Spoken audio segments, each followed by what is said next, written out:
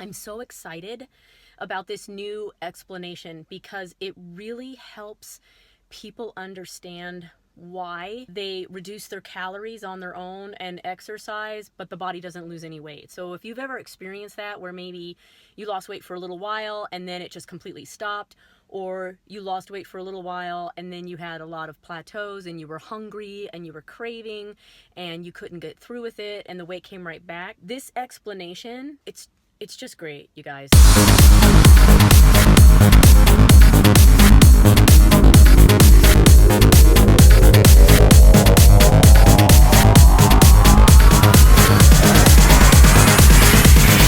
Wait, I ordered the tripod. This thing is so heavy. Like, I had a moment yesterday where I was looking at that last client that we had, the really nice, that kind lady, right? I'm looking at her paperwork and I don't know, there's something about you coming in and saying that she was just a really nice, sweet person, and then looking at everything that was wrong with her body. And I just like got weepy. So I started recording it. I like put it on. I'm like, you guys just don't see what goes on inside the office when I have to look at your stuff.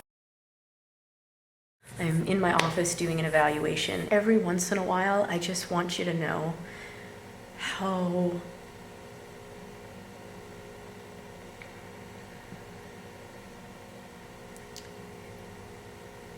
hard and overwhelming when I see your cases, when I see your evaluations. You know, it's not easy for me often, because people come in and usually their main thing is that they want to lose weight. Like, that's their main goal. But they don't necessarily know what's driving the body to be obese. They think it's just maybe eating too much and not moving a lot, or I used to exercise and now I don't, or I have a sweet tooth. But on my end, as the doctor, you see the amount of damage that's in their evaluations and the list of medications that they're on. And I don't know, just sometimes it's hard, and you don't get to see this side very often. You know, your doctors, I promise you, for the most part, your doctors care. They don't want you to be sick. They don't want you to be this way. But please know that not only me as your doctor, if you choose to have me as your doctor, but any doctors, you know, they really do have your best interest at heart. Well, I can't say that. I don't know if all your doctors do, but probably for the most part, they got into this to help you. And we're all rooting for you. Everybody here in my office is rooting for you, whether you get help here or whether you get help somewhere. We just want you to get help. It's not easy when you've lived it, or like you're living, you know what I mean? You've lived life 50 pounds heavier than you are now, and you know what it's like to gain it. I'm like, so, yeah, it was just horrible.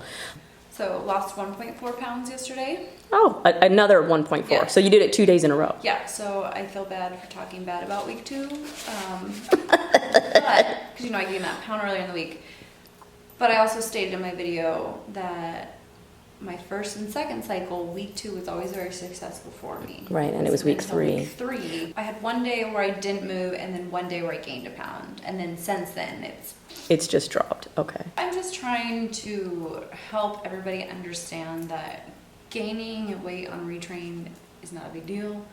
And I'd say gaining the 2 pounds on retrain. Gaining weight, that almost sounds like a license to gain 10 pounds back, because Sarah said it's okay. No. Yeah. So gaining the 2 pounds, eating as much as you can and staying under that 2 pound ceiling, that's what we want you to do. Right. So, but I mean, what I'd say is, like, technically this week I lost whatever it is, like 5 pounds or whatever. But 2 of that was from the regain that I had on the retrain phase. So from my lowest weight, I'm down 3, but technically this week I lost 5. So, because it just shows that the reduce is going to knock it right back down. And did you say that if you didn't lose a half a pound, you'd work out? Mm-hmm. And have you done that? So no working out. No, I had Amber with the flu, and yeah. But that whole I'm cooking for 15 people, so I can't make something for me. That loaded cauliflower dish that we make, that, seriously, take a bag of cauliflower florets, cook it in the bag for 2 to 3, I think it's 3 minutes, right? Put it in a bowl, add like a scoop of butter, a scoop of sour cream, and some, I think like a handful of cheese and some crumbled bacon, and blend it. Done. I think that whole thing takes 6 minutes. At the same time that your oven's going, that you're cooking your ham and you're cooking your turkey, if you think you can't have that, if you can have chicken breast, or if you can have chicken thigh, or if you can have turkey breast or thigh, or if you can have roast beef, you get yourself a little one, that oven's probably big enough, you can cook it at the same time. So the excuse of I'm cooking for a lot of people so I couldn't cook for me is bullshit. I'm sorry, it's bullshit. It is you saying at this particular, and we all do it, so don't, it's not like all of us don't have these issues, but we all do it. What you're really saying is at this particular moment, the effort of trying to stay on a program or lose weight is bigger than the pleasure, is more painful than the pleasure of just enjoying the regular food with my friends and family. That right now is more pleasurable. Sticking with the plan is more painful. I will do anything to avoid pain, so I'm just gonna do this. Mm-hmm. The problem is your body doesn't make deals with you. Your body will never make any deals with you. So because the body can't make a deal with you, I can't make a deal with you. That's just how it is. I'm never ever going to tell you that it's okay. What I will always say is, if the consequence of your actions is worth you doing it, then do it. But recognize that there are consequences. Whether that's going to be a stall in your weight for God knows how long, a gain in weight, continuation of your diabetes, continuation of your heart disease, continuation of your thyroid problems, continuation of your stroke risk, whatever it is. If you're comfortable with the consequences that go with that action, then do the action. But I'm never going to say it's okay. First, let's start with 4 red snapper, Japanese red snapper. We got 2 shaggy dogs, 1 hot mama, and then some more coming, right? Yeah, I totally shouldn't have watched that sushi video.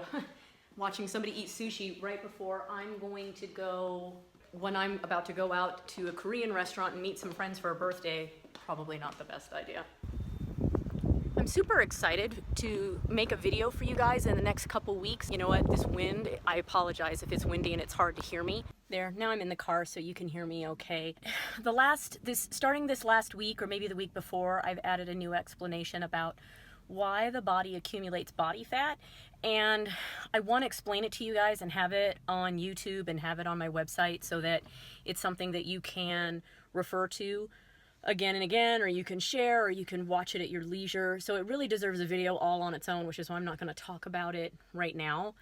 But I'm so excited about this new explanation because it really helps people understand why they reduce their calories on their own and exercise, but the body doesn't lose any weight. So if you've ever experienced that, where maybe you lost weight for a little while and then it just completely stopped, or you lost weight for a little while and then you had a lot of plateaus and you were hungry and you were craving and you couldn't get through with it and the weight came right back, this explanation, it's just great, you guys. It's great. It really, like the last few evaluations that I've had over the last couple days, when I show them this explanation, they really get it and they really understand, and it helps them stop blaming themselves for not being able to lose weight, right? Because we all blame ourselves, and when the diet doesn't work or our body stops responding to the diet, we think it's something on our end, or I don't have any willpower, or I don't have any self-control, or I can never do this, or there's something inherently wrong with my body. And it's not true. And this explanation is, I think, going to help you. And it'll also help keep you moving forward to get to your goal. So make sure, click that subscribe button down at the bottom, and so you don't miss an episode, because I really do plan in the next couple weeks. It's kind of a long topic, so it's going to take me some time to sort out how I want to explain it to you guys, but it's coming and I'm excited to share it with you, and I'm excited to get your feedback and what you guys think. So stay tuned for that, and I'll see you in the next clip. I'm going to head to Chinatown here in Las Vegas and go to a friend's birthday party and have some Korean food. So I'll try to get some of that on video for you guys as well.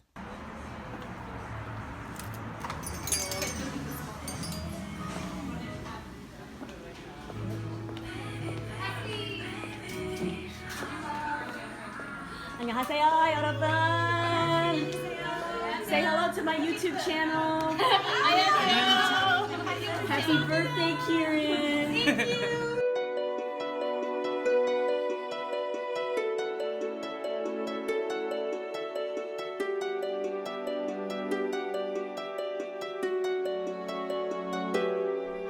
And I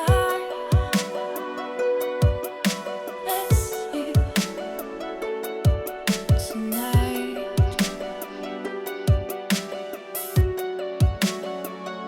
That was a fun night, seeing my friends that I haven't seen in a long time, that we learned Korean together. That was great. And we celebrated her birthday. I got to show you some of the stuff that we had. And it's 9 o'clock now. It's time to go home and rest and get ready for tomorrow. So if I don't record anymore and this is the end of the video, then I hope you enjoyed it. And please like and subscribe so you don't miss an episode. Remember, I've got new information coming out in the next couple weeks to give you some more information about how you can get control over your health and your body. Otherwise, have a great night, and I'll see you in the next one.